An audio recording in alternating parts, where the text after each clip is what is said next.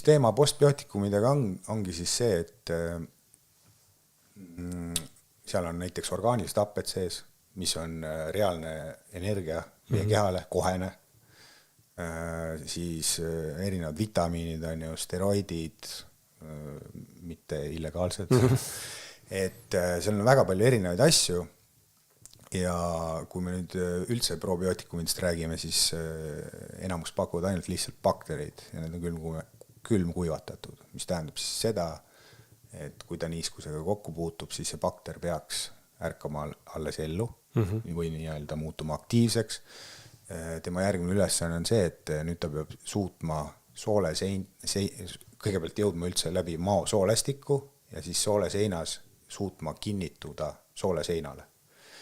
See on väga pikk teekond, eriti inimesel, kellel juba on probleem soolestikuga, näiteks dysbioosi, see keskkond talle on ebasobilik, see ei ole ideaalne keskkond, kus hakkama saada. Ehk siis see ülesanne on üliraske. Lisaks sellele, kui me räägime külmkuivatatud bakteritest, siis see protsess, kuidas seda üldse tehakse. Labori tingimustes on kasvatatud baktereid, kõik on väga ilus ja tore, nad on elusad seal ja siis külmkuivatatakse ehk siis sentrifuugitakse need.